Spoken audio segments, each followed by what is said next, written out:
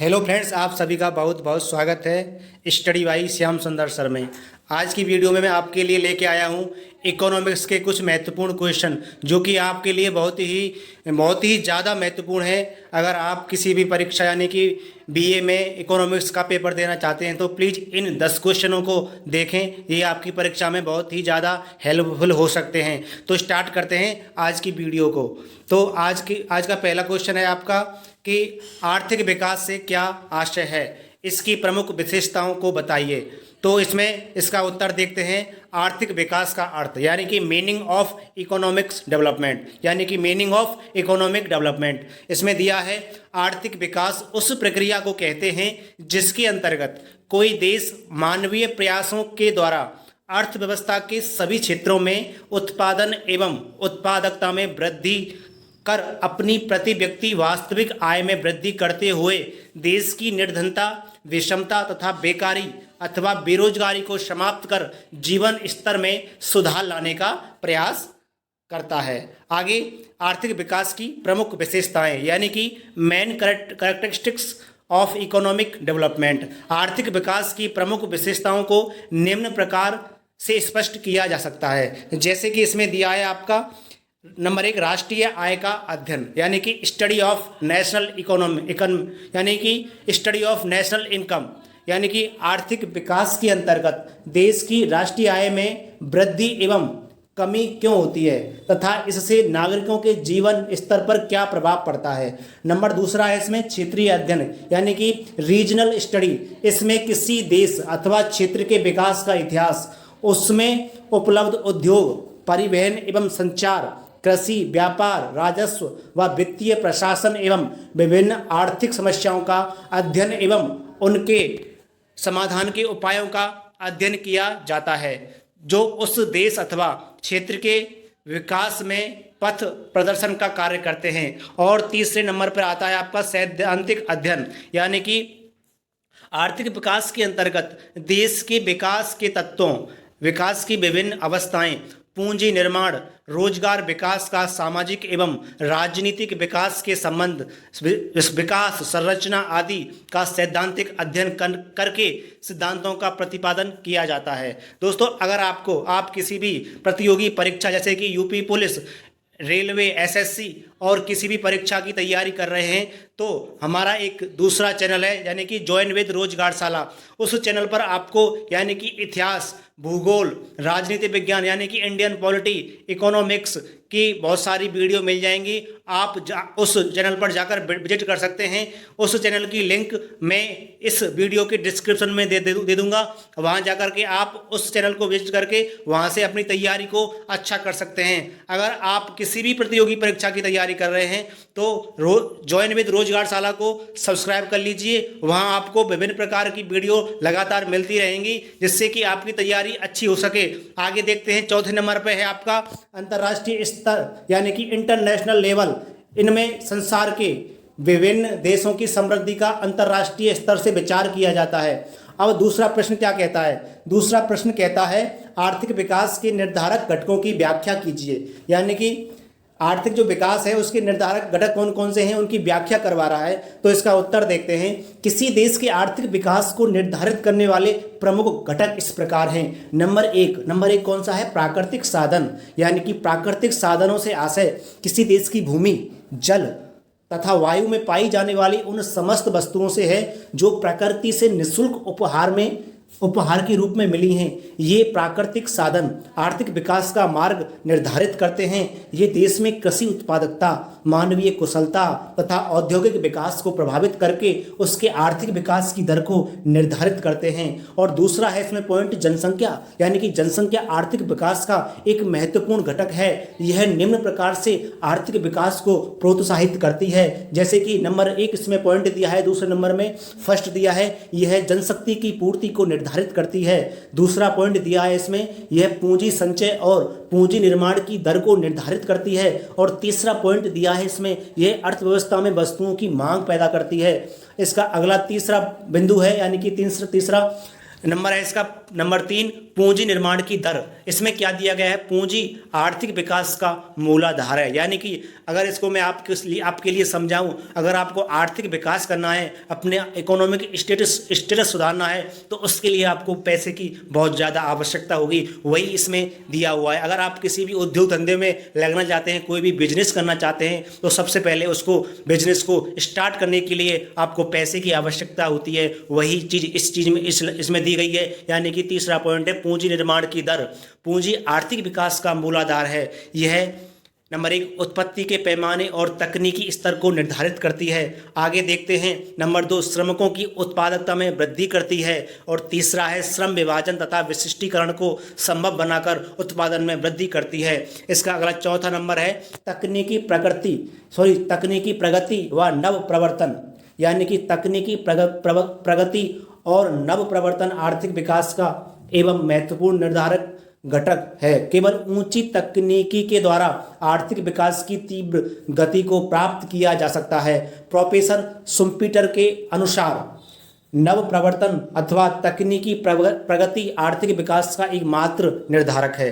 अगला 5वां नंबर है इसका विदेशी पूंजी। यानी कि विदेशी पूंजी की सहायता से अल्प विकसित देशों के विकास की गति को तेज किया जा सकता है। विदेशी पूंजी घरेलू बचत की कमी को पूरा करती है, तकनीकी ज्ञान और पूंजी में वृद्धि कर उत्पादन में वृद्धि करती है तथा औद्योगिक विकास के लिए आधार का निर्माण करती है। अगला क्वेश्चन है आपका आर्थिक समृद्धि। बहुत ही महत्वपूर्ण क्वेश्चन, ये आपकी परीक्षा में इसके आने की बहुत ज़्यादा संभावना है। यानी कि अगला क्वेश्चन क्या कहता है, आर्थिक समृद्धि और आर्थिक विकास में अंतर स्पष्ट कीजिए। इसका उत्तर है आर्थिक समृद्धि और आर्थिक विकास में अग्रलिखित अंतर पाए जाते हैं। ये सारणी दी गई है, जैसे कि एक साइड में आपका आर्थिक समृद्धि है और एक साइड में आर्थिक विकास है। अगर मैं आर्थिक समृद्धि में देखता हूं, नंबर 1 पॉइंट कहता है आर्थिक विकास गतिशील साम्य की स्थिति को प्रकट करता है। यानी कि आर्थिक विकास गतिशील साम्य की स्थिति को प्रकट करता है, जबकि आर्थिक विकास में कह रहा है आर्थिक वृद्धि। दोस्तों, इस क्वेश्चन में आप गौर कर रहे होंगे, कुछ चीज़ें गलत दी हुई हैं। जहाँ पर आर्थिक समृद्धि की बात की जा रही है, वहीं आर्थिक विकास की बात कही जा रही है। आर्थिक समृद्धि में आर्थिक विकास को लिख दिया गया है और आर्थिक विकास में आर्थिक समृद्धि को लिख दिया गया है। तो आप प्लीज़ इसको बड़े ध्यान से देखें। अगर आर्थिक समृद्धि में बात करूँगा तो वह आर्थिक विकास के बारे में बात होगी, जब मैं आर्थिक विकास के बारे में बात करूंगा तो वह आर्थिक समृद्धि की बात होगी। इसको प्लीज ध्यान से देखें। सबसे पहले मैं आर्थिक समृद्धि की बात कर रहा हूं। आर्थिक विकास पहले नंबर पर आर्थिक समृद्धि है, लेकिन मैं आर्थिक विकास की बात करूंगा। आर्थिक विकास गतिशील साम्य की स्थिति को प्रकट करता है और आर्थिक समृद्धि कहती है कि आर्थिक वृद्धि स्थैतिक साम्य की स्थिति को प्रकट करती है। दूसरा पॉइंट है आर्थिक विकास में आर्थिक विकास उन्नति की प्रबल इच्छा, विशेष निर्देशन एवं सृजनात्मक शक्तियों का परिणाम है, जबकि आर्थिक वृद्धि कहता है आर्थिक वृद्धि नियमित घटनाओं का परिणाम है। अब आर्थिक विकास में देखते हैं तीसरा पॉइंट, यानी कि आर्थिक विकास में उत्पादन में वृद्धि के साथ साथ प्राविधिक एवं संस्थागत परिवर्तन भी होते रहते हैं। दोस्तों, अगर आपको मेरी यह वीडियो पसंद आ रही है तो प्लीज़ हमारे YouTube channel study bye Shyam सुंदर सर और ज्वाइन विद रोजगारशाला को सब्सक्राइब कर लेना, जिससे कि आपको नई वीडियो लगातार आपके लिए आती रहे। अगर आप प्रतियोगी परीक्षाओं की तैयारी कर रहे हैं तो भी आपको हेल्प होती रहे, और अगर आप बीएससी बीए अन्य जो भी एकेडमिक परीक्षाएं चल रही हैं उनकी तैयारी कर रहे हैं तो उनमें भी आपकी हेल्प होती रहे।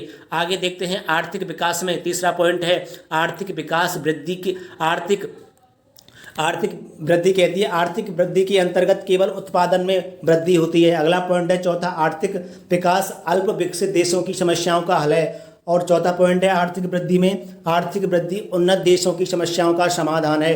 अगला है आर्थिक विकास में पांचवा पॉइंट है, इसमें विकास के लिए संरचनात्मक परिवर्तनों का किया जाना आवश्यक है। और अगला पॉइंट है आर्थिक विकास में आर्थिक वृद्धि में पांचवा पॉइंट यह है आर्थिक एवं संस्थागत घटकों में परिवर्तन होने पर स्वतः ही घटित होती है।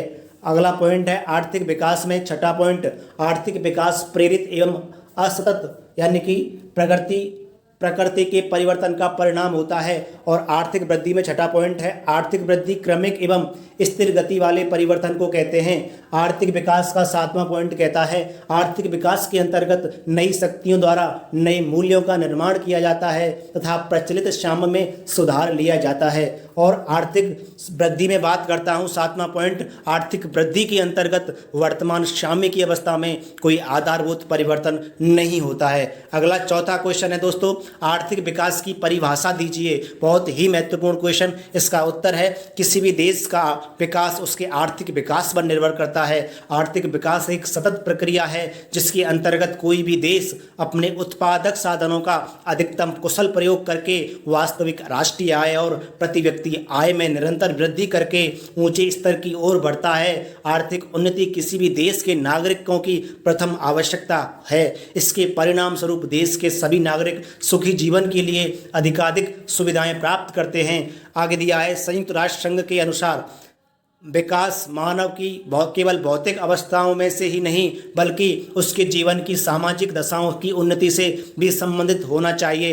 अतः विकास में सामाजिक, सांस्कृतिक, संस्थागत एवं आर्थिक परिवर्तन भी शामिल हैं। क्राउन के अनुसार आर्थिक विकास एक अर्थव्यवस्था में आर्थिक वृद्धि की प्रक्रिया को बताता है जिसका मुख्य उद्देश्य प्रति व्यक्ति वास्तविक आय का ऊंचा और बढ़ता हुआ स्तर प्राप्त करना होता है। अगला क्वेश्चन है, विकास के बाधक तत्वों का विवरण दीजिए। इसका उत्तर है, विकास के बाधक तत्व निम्न प्रकार हैं। नंबर 1, कीमतों में अस्थिरता और वृद्धि की प्रवृत्ति। नंबर दूसरा है इसका विकास कार्यक्रमों के प्रति जनसाधारण में उत्साह का अभाव।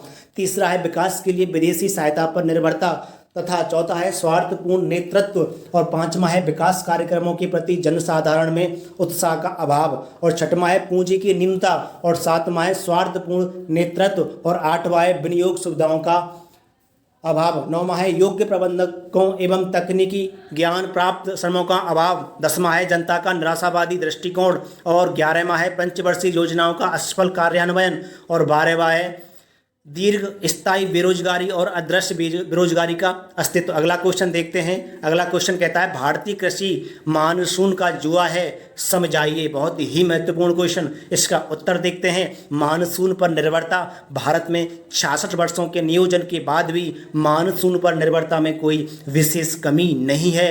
अभी भी कुल कृषि भूमि का 35% ही सिंचित क्षेत्र है। शेष 65% मानसून पर निर्भर है। यदि वर्षा अच्छी हो जाती है तो कृषि में समृद्धि दिखाई देती है, लेकिन इसके विपरीत यदि वर्षा कम होती है तो खाद्यान्नों की भारी कमी दिखाई देने लगती है तथा अकाल पड़ जाता है। इसलिए यह कहा जाता है कि भारतीय कृषि मानसून का जुआ है। अगला क्वेश्चन है दोस्तों अगर आपको मेरी यह वीडियो पसंद आ रही है तो प्लीज़ हमारे यूट्यूब चैनल यानी कि स्टडी बाई श्याम सुंदर और ज्वाइन विद रोजगारशाला को सब्सक्राइब कर लीजिए। आपको इसी प्रकार की नई नई वीडियो आती रहेंगी और आप उनसे अपनी तैयारी को और ज़्यादा मजबूत बनाइए और अपने एग्ज़ाम में 100% लाने की कोशिश कीजिए। आपको सफलता इस तरीके से मिलेगी, यानी कि आपके हर इस एग्ज़ाम में, यानी कि BO, BA, BSc कोई भी एग्ज़ाम हो, किसी भी कॉम्पिटिटिव एग्ज़ाम की तैयारी कर रहे हैं उसमें आपको 100% रिजल्ट देने की कोशिश करेंगे। तो आप लगातार लगे रहिए, अपनी तैयारी को और मजबूत बनाते रहिए। आगे देखते हैं अगला क्वेश्चन। अगला क्वेश्चन कहता है, भारतीय कृषि में निम्न उत्पादकता के मुख्य कारणों का उल्लेख कीजिए। इसका उत्तर देखते हैं। इसका उत्तर क्या कहता है, भारतीय कृषि में उत्पादकता यानी कि प्रोडक्टिविटी के मुख्य कारण निम्नांकित है। पहला कारण है प्राकृतिक कारण, यानी कि नंबर 1 कृषि वर्षा पर आधारित, वर्षा का ना होना या अत्यधिक होना। नंबर दूसरा है इसका भूमि का कटाव और तीसरा है मिट्टी, यानी कि भूमि का कटाव या फिर मिट्टी में नाइट्रोजन का होना। दूसरा पॉइंट कहता है तकनीकी कारण। तकनीकी कारण क्या हो सकता है, आपको पता होना चाहिए। मशीनों का कम उपयोग, सिंचाई सुविधाओं का अभाव, उन्नत बीज व खादों के प्रयोग का अभाव और फसल सुरक्षा का अभाव आदि।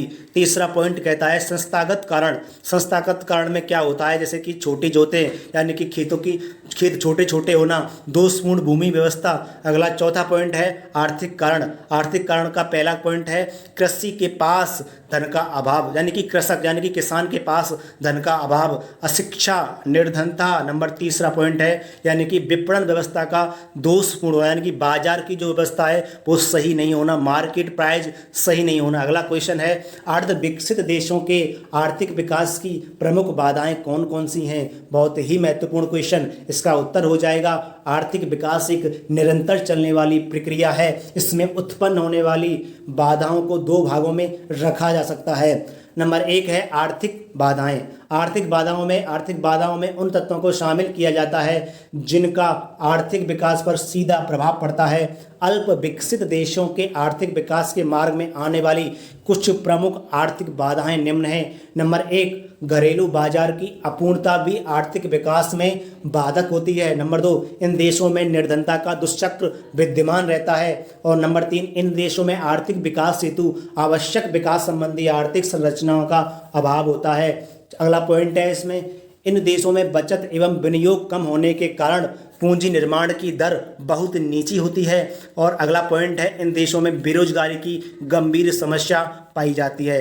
दूसरा नंबर है इसमें गैर आर्थिक बाधाएं। पहली कौन सी थी? आर्थिक बाधाएं। अब दूसरा नंबर है गैर आर्थिक बाधाएं, यानी कि गैर आर्थिक बाधाओं के अंतर्गत धार्मिक मान्यताओं, सामाजिक परिस्थितियों, राजनीतिक कारणों, प्रशासनिक समस्याओं एवं अंतर्राष्ट्रीय प्रभावों को शामिल किया जाता है। इन्हें निम्न प्रकार से स्पष्ट किया जा सकता है। नंबर 1 पॉइंट है इसमें धार्मिक तत्व, रिलीजियस फैक्टर्स, यानी कि धार्मिक तत्वों का किसी देश के आर्थिक विकास पर महत्वपूर्ण प्रभाव पड़ता है।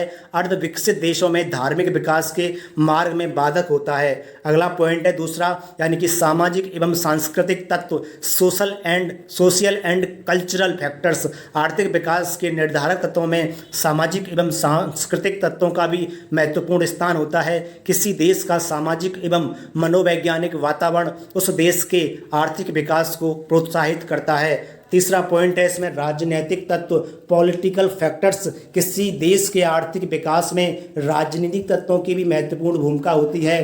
प्रोफेसर लुइस के अनुसार सरकार का व्यवहार आर्थिक क्रियाओं को प्रोत्साहित या हतोत्साहित करने में एक साहसी अथवा वैज्ञानिक की भांति महत्वपूर्ण भूमिका निभाता है। अगला क्वेश्चन है, आर्थिक विकास की प्रकृति मूलतः गत्यात्मक है, व्याख्या कीजिए। बहुत ही महत्वपूर्ण क्वेश्चन। इसका उत्तर देखते हैं। स्थैतिक एवं गत्यात्मक अर्थशास्त्र के वर्णन से यह स्पष्ट होता है कि आर्थिक विकास मूलतः गत्यात्मक प्रकृति का है।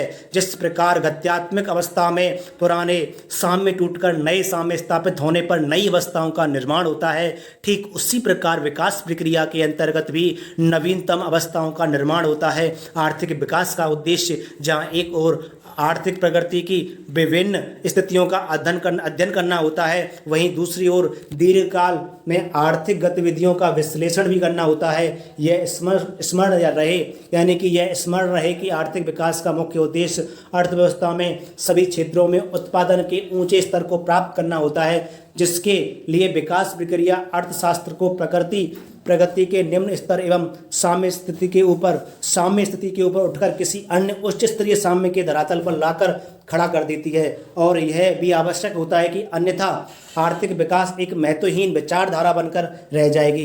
दोस्तों, अगर आपको मेरी यह वीडियो पसंद आ रही है तो प्लीज़ आप स्टडी बाई श्याम सुंदर सर को और ज्वाइन विद रोजगारशाला यूट्यूब चैनल को सब्सक्राइब कर लीजिए। आपको इसी प्रकार की बहुत सारी वीडियो लगातार आती रहेंगी, जिससे कि आपकी तैयारी और मजबूत होती रहे। आगे देखते हैं। यह पूर्णतः स्पष्ट है कि आर्थिक विकास की प्रवृत्ति स्थैतिक न होकर गत्यात्मक ही है।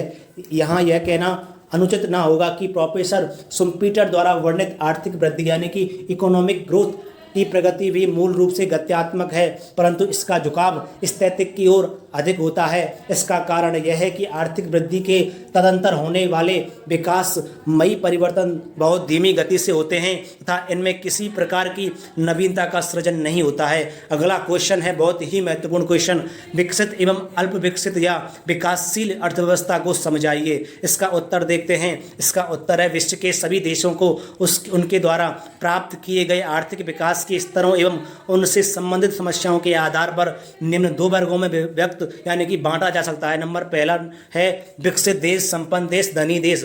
उत्तर देश यानी कि उत्तर के देश आदि तथा नंबर दूसरा है अल्प विकसित देश, अर्ध विकसित देश, विकासशील देश, गरीब देश, निर्धन देश, दक्षिण के देश, और 77 के समूह के देश यानी कि तीसरी दुनिया, तृतीय विश्व युद्ध, पिछड़े देश। आगे देखते हैं, मोटे तौर पर विकसित देश डेवलप्ड कंट्री शब्द का प्रथम वर्ग का तथा अल्प विकसित देश अंडर डेवलप्ड कंट्री शब्द दूसरे वर्ग का प्रतिनिधित्व करता है। इसमें पहला पॉइंट है विकसित देश, यानी कि डेवलप्ड कंट्री कौन कौन से हैं, कंट्रीज कौन से हैं, वे देश जो आर्थिक सामाजिक दृष्टि से उन्नत हैं, जिनमें विकास की संभावना विद्यमान नहीं है, जिनमें उच्च स्तरीय स्थायित्व की समस्या है, जिनकी आय एवं प्रति व्यक्ति आय उच्च तथा जनसंख्या निम्न स्तर की है, विकसित देश डेवलप्ड कंट्रीज कहलाते हैं। नंबर दूसरा है अल्प विकसित देश, undeveloped country, underdeveloped countries, वे देश जो आर्थिक सामाजिक दृष्टिकोण से पिछड़े हैं, जिनमें विकास की संभावनाएं विद्यमान हैं, जिनमें अल्प विकास की समस्या है, जिनकी आय व प्रति व्यक्ति आय निम्न तथा जनसंख्या उच्च स्तर की है, अल्प विकसित देश अंडर डेवलप्ड कंट्रीज कहलाते हैं। इन्हें अविकसित, अर्धविकसित तथा विकासशील देश डेवलपिंग कंट्रीज भी कहकर पुकारा जाता है। दोस्तों, मैंने यहाँ पर आपके लिए 10 क्वेश्चन कंप्लीट करा दिए हैं।